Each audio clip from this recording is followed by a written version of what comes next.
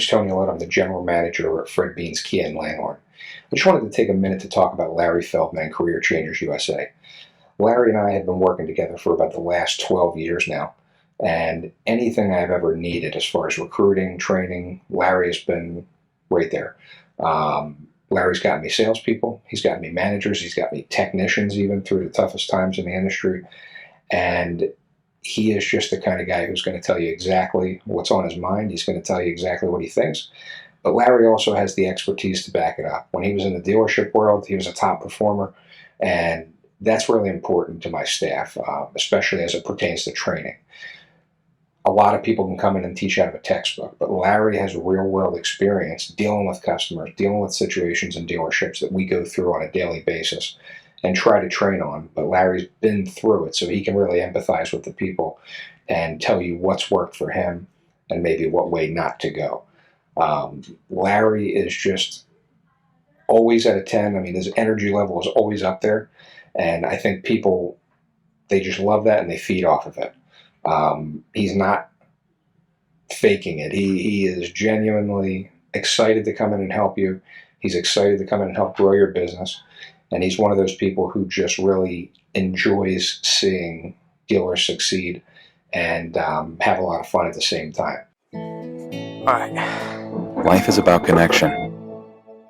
Having a support system to lean on. And roads to endless possibility.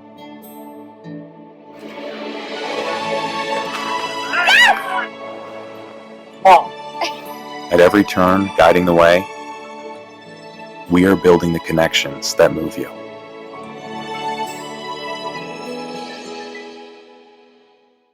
So what would your dealership feel like if your entire sales staff was literally on fire, your sales and service staff? They were nonstop all over social media, completely dominating your marketplace. They could do it in 30 days or less and then continue their education to do it for an entire 6 months or a year.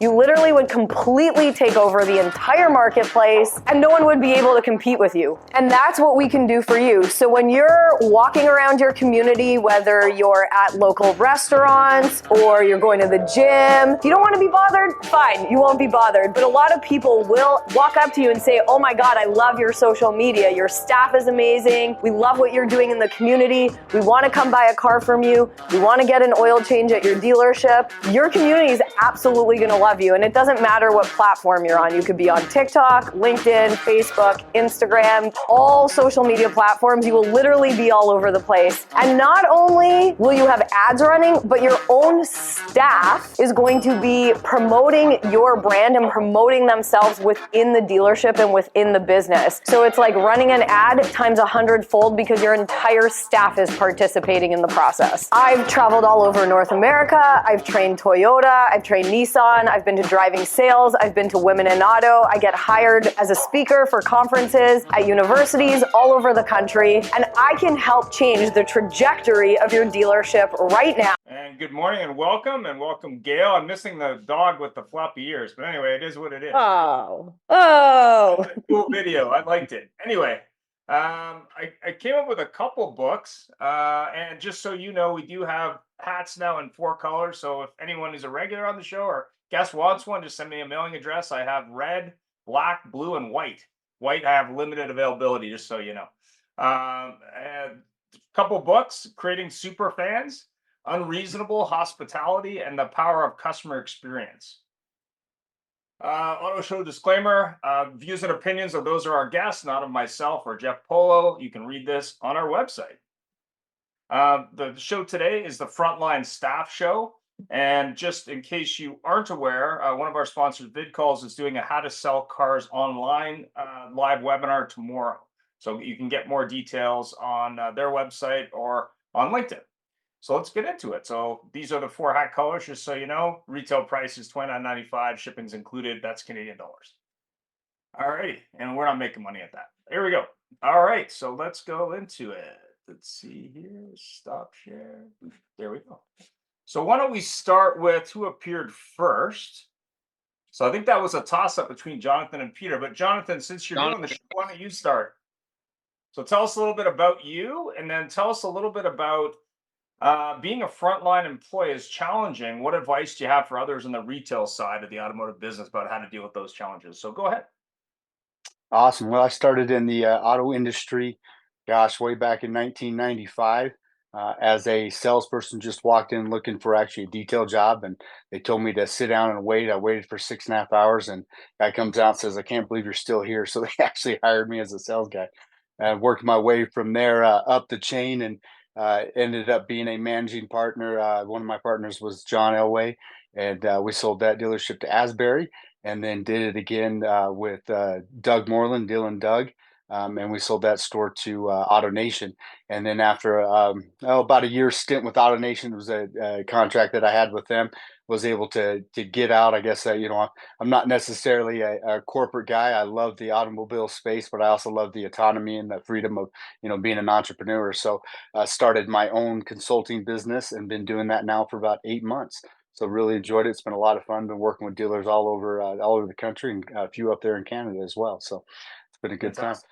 I think so. As far as the front line goes, I think this is critical. I don't think we've done a good job over the years of listening to our customers at all. I think your video there kind of exemplifies that. As customers have been telling us for a long time that they want certain things, right? They want it to be, they want speed, they want to be able to get in, get out, they want you to be thorough, and they want you to be a professional. And if you can provide those things, then they'll keep coming back to you time and time again. Because let's be honest, if they were going to go 100% online, they probably already would have done it. There's a reason why they still come in and see us. However, we need to do a lot better job of opening up our ears and listening to what they're saying, and giving the consumer what they want as far as that goes. It's not an easy business being that frontline, a salesperson, even receptionist, manager, doesn't matter. That's a tough job, but it sure gets a lot easier when you start listening to your consumer. 100%. I agree with you 100%. Yeah, it is a little difficult going from being an entrepreneur or a salesperson or a manager in the car business working for a corporation. A little bit different philosophy. Uh, Peter, maybe you can tell us a little bit more about you and what you think about the biggest challenge in the automotive retail industry, having a little bit of experience in that space. Thank you, Ian. My name is Peter Smith. I'm the managing director, or managing partner of Lion Partnership, which is a collective of automotive experts that are within this field in various verticals.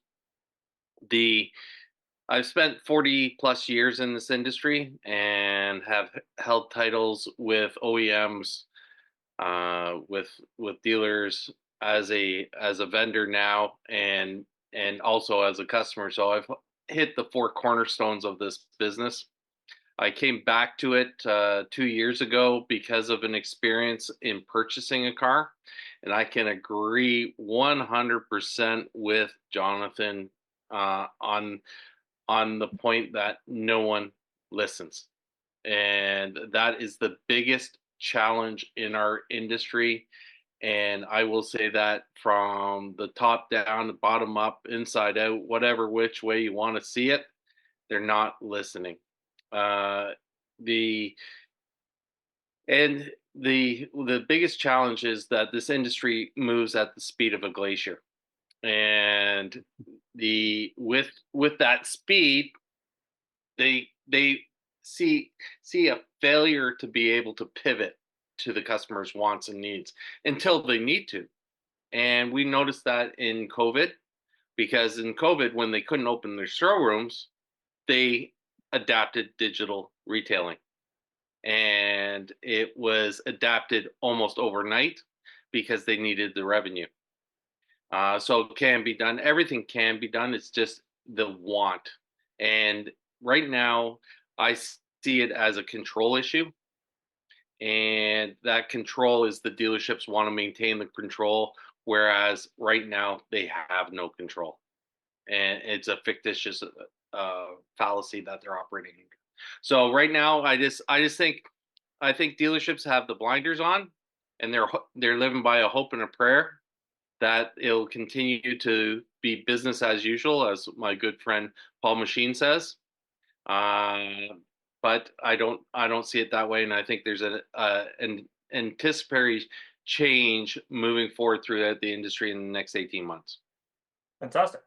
Gail, one of our sponsors, and I was actually talking to Kim about you earlier because Kim was saying, "Oh, I only post still images on LinkedIn to promote my business." And if you haven't seen Kim's photos, she's a very stylish lady who sells Mercedes Benz in Moncton. But her husband's a videographer, and I said, "Why don't you post videos on LinkedIn?" She goes, "Well, I don't think people on LinkedIn want to see videos," and I thought that was really interesting. But Oh, she is a really? general manager at a store in Moncton, sells Mercedes Benz. But Gail, maybe you can tell us a little bit about you, and also what do you think frontline employees? What advice would you give them in 2024? Okay, so hi everyone, I'm Gail. I founded Retail Resilient and I operate as the CEO.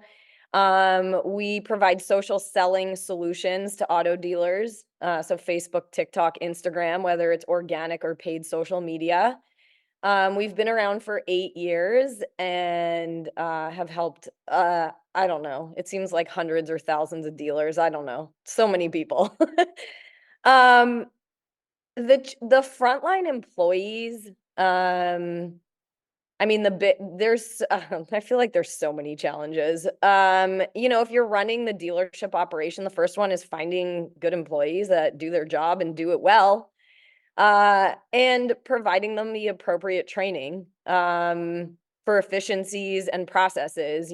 I've helped fix a lot of car dealerships in my, I don't know, it's been 25 years in the industry.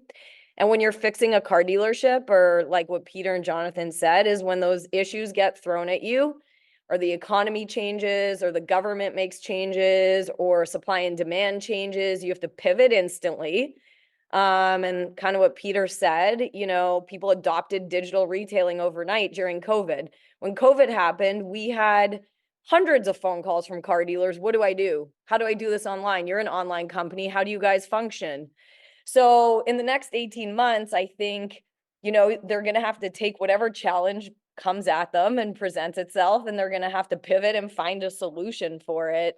Whether it is inventory, supply and demand, consumer behavior, marketing challenges, process challenges. I don't know. I seem to think car dealers are resilient, which is why we're called Retail Resilient, but not all car dealers can pivot and be resilient. A lot can, but a lot need to work on it. So I don't know. That's my 2 cents. Thanks for that. Jonathan, we were talking about when I was interviewing Kim earlier, I kind of went through the stick because she was way early for the show, and luckily I was around, so it was kind of interesting.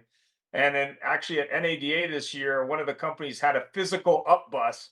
So we were talking a little bit about the up bus and walk-in traffic, and she works at a Mercedes store. So we were talking a little bit about how Mercedes customers have pivoted and are not buying retail at the same way they did even 5 years ago because they don't want to spend the time, they don't want to come in.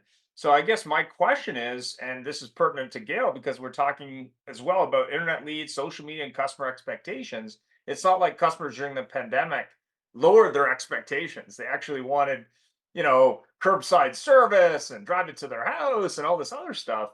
What do you feel is the future and how people purchase vehicles? What do you think? I mean, you've owned a couple Oh, I dealers. I definitely do believe at some point you'll see that this does go, 100% online. I think, the idea of going in and ordering your vehicle straight from the manufacturer and then it drop shipping to the dealership, it's definitely going to be something that we'll see. How quickly we get there, I'm not quite sure. Used cars will still play a role, of course. How quickly people transition from the point of, it's kind of like furniture. That's still one of those things where you still have furniture stores because people like to sit in it, but the transitioning to 100% online, you're going to see that you're going to see the deals them being worked online. You're going to see of course trades being worked online, negotiations online. uh, I really do believe we're going to get to the point where at least 95% of it will be done that way, and we'll get down to the point of, hey, I got to show up and touch fill the car, or you deliver it to my house and let me touch fill it. As long as I like it, we've got a deal, and as long as you like mine, we've got a deal. So there definitely is going to be that transition, and it's going to come way faster than we think so. And I think COVID showed us that we can pivot to that point, and then we quickly. I like what Peter said, how we like to control things, or we like the illusion of control. that we think, we've been doing this for 100 years and we know best. Where in all reality, again, if we would just listen to our consumer is telling us. I just bought a vehicle for the first time, not being in a dealership, for my 21-year-old daughter. And of course, I have friends and whatnot, but I didn't step foot in the dealership. My daughter went in there, picked up the car. She was there for probably an hour in doing so. But other than that, I never even went in, signed all my paperwork online. So I do believe that, we're getting a lot closer, and we'll continue to get further down that line. The manufacturers will play a huge role in that as well. 100%. And I'm just going to go to Gail because we were talking about social media, and obviously with social media and digital. And I mean, I was selling cars as an internet director many years ago, doing it all, a lot of it remotely. And I did a survey, I think it was last week, and I think the mean average time based on results was people prefer 30 minutes to an hour total purchase. So, and a lot of them, based on the Cox survey, I think something like 75% prefer to do it from their couch if they could. So, what are you hearing from dealers as you train social media and digital all over the country? I would say our clients, um, they primarily try to do a lot of the prelim information, get the trade info, get the pictures, get the payoff, get all that info over the phone to try to make the transaction a little more smooth when they come in. I sold cars for a long time, so if you do it properly, like if a salesperson does it properly and says, "Hey, I want to make this easy and convenient. We're going to do X, Y, and Z over the phone." You're like, set the expectation. You're going to come in. I'm going to have the car pulled up for you. We're going to grab the keys to your trade. We're going to get that appraised while we're going on the test drive. I mean, you can have a transaction happen in 30 minutes to an hour, but you got to be like a really good salesperson, on the ball, on your A game, and make sure the managers are lined up and ready and know, hey, I'm going to need a trade appraisal at 11:45. Here's the pre-information. The car will be here at this time. So, I mean, it's all setting expectations. And in regards to social media, how they can, I tell them to market themselves as, well, I looked at Jonathan, I just looked at your Facebook page because we're not friends on social media yet. And you have, actually, you have a tagline on your Facebook that says "One Eye Car Guy." And you know what? That's what we teach the salespeople. Have a brand, have something going on social so that your friends and your family know you in the community. They come in and they're like, I want to talk to One Eye Car Guy, or I want to talk to It's Jim, buy a car with him. They're not going to forget that. And use the comments on your posts to market and brand yourself. Everybody reads comments.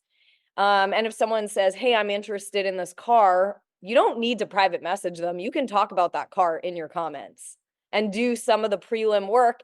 And it creates transparency of how you service the client. So anyway, I don't know. That's, again, my 2 cents. Fantastic. I Anyway, love the Jonathan, I'm tagline. now following you on Facebook, but I couldn't find you Awesome. on LinkedIn. So I just want to jump in there because two things made me smile over it. The branding, and I got a small story. I went in and did a contract for a Toyota dealership, and I hired this guy named, he was big, tall Dutch guy, and his first name was Jorrit, Jorrit. And I said, I'm hiring you just for your name because I'm going to build a brand around you. You're it for Toyota. And I'm going to wrap your car, and I'm going to put a big picture of your head on it, and you're going to drive all over the place. And it's You're it for Toyota. And Cool. and would you believe the guy said no? And I was going to dump 10 grand into advertising for him. And what happened? He sold 3 cars in 3 months, and he was done.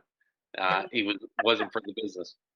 Anyways, going back to the 1 hour thing that Ian said. Yes, there is a way of doing the 1 hour thing. We have to embrace the non-negotiation process, and it has to be pre-negotiated. Everything has to be done to get under the 1 hour. Otherwise, it's a back and forth nightmare. We also have to empower our staff members to be able to complete the deal. We don't need them getting up and running into a manager's office where they have to stand waiting in line for 10, 15 minutes to get the answer. It Right. just doesn't work. As per doing everything online and dealers saying that it can't happen, well, tell the 4 million Tesla owners that it can't be done online, because it's end to end with Tesla on purchasing a Tesla.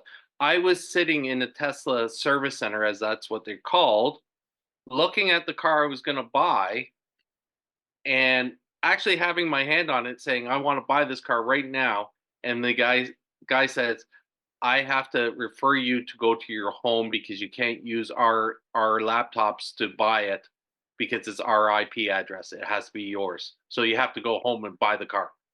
And that's how I bought my first Tesla. I had to leave the service facility to go buy it. So buying online is coming along. You can look at guys like David Spisak, who is one of the trendsetters and leaders of our industry. He bought his last Mercedes end to end online, delivered to his house. So it's coming. We have to be able to transition it. What's going to happen in the front line for all these people? Gail is absolutely right. It's going to be a lower amount of sales team at the front line. They're going to have to brand themselves. They're going to have to do more outbound marketing themselves to bring in the additional clientele to make their incomes. But it's all going to be about client retention moving forward and using technology to have that happen. That's the vision of the future. You're going to reduce your labor costs. You're going to do a number of different things in the dealership because we're going to use technology, and it's going to be great. And the client experience is going to go up, and the loyalty will increase as well. Thanks for that, Peter. What are the biggest challenges that retailers face? I mean, I know we got things like interest rates, we got inventory problems, we got flooring challenges, we got competition, we got government moseying in there for some reason. I have no idea why, but anyway, Jonathan, what do you think? I mean, you've been on both sides. What's your opinion on the biggest challenges today? Well, when you say interest rates, I mean, I guess, I started in the 90s and even the early 2000s. I mean, I remember getting people who had the best credit, 6.5, 7%. And, dealers to be, complaining that the reason why they're not making money today is because of interest rates and things. And, I have a dealer whose floor plan went up, over 360,000 year over year. However, when we broke it down, I'm like, this isn't a interest rate problem. This is an inventory problem.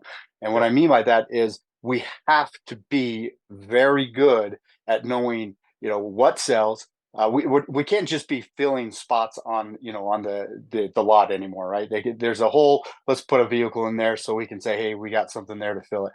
Now, what we've got to do is we've got to make sure that we have the right vehicles, the right makes and models. We have to have them in the right price ranges. And, funny enough, but 75% of all vehicles are white, silver, or black. And it's amazing how often the used car manager goes out and buys this funky color because, wow, that's a good looking color, isn't it? Well, maybe if it's a Jeep Wrangler. But outside of that, and let's just be honest, many people don't, 75% don't buy those colors. And I look in my garage, it's the same thing. I've got black cars and a white car, and it was just the way that it always works. So knowing the make, the models, knowing the equipment packages, this is key. I think guys mess up. And then that car sits there for 60, 90, 120, 180, or even new cars when we talk about it, it's been sitting there for a year.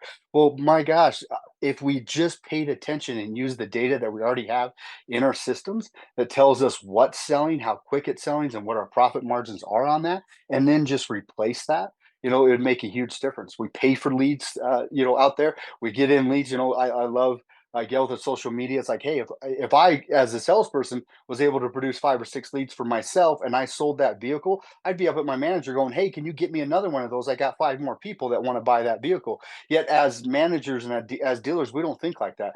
We had 5 or 6 leads on the same vehicle. We sold one and then we're like, okay, that's good. No, we should be replacing that vehicle immediately and hoping to sell it to one of those additional leads that we already paid for. So I just think we've got to get a lot better, a lot more effective and efficient and how, we've got to be, SOBs, as I call it, students of our business. We got to get really good at doing our job better, a lot better than when the money was free. Then, because the reality is that the economy drives your business, and the economy will drive you out of business. And so it's really up to us to make those significant changes and switches. It's not, this isn't whatever 2013, 14, 15, whatever those great years were. This is serious car business today, and we need to get serious about our business. Yeah, I mean, I agree. I mean, when you look at the job, things that are going on, the big question becomes, what can they do better, right? And the other thing that's a question really is, what can dealers, like I saw a green, I think it was a green uh Honda Civic yesterday. I'm like, that one was bought at a discount. It's like a lime green. Like, I don't think I've seen one like that in a long Terrible. time. It was like those orange Nissans. Like, you had to be a special kind of cat to buy it in orange. So that I was had kind a of, I had a lime green Civic. oh yeah, it was like Well, lime maybe green. if it It was was a like Civic kermit color. R, I don't know if it's that sporty Civic R or something like that. That's it. You might get it there, but the everyday LX, I mean, please don't do that. No, no, I had a base Civic in green metallic, and it was back in the day where the plates went to cars in Ontario, and its license plate was WPE 639, and it was a Hello, hand me hello, down throughout the hello, hello, whole hello, whole hello. family, and we nicknamed the car Wimpy.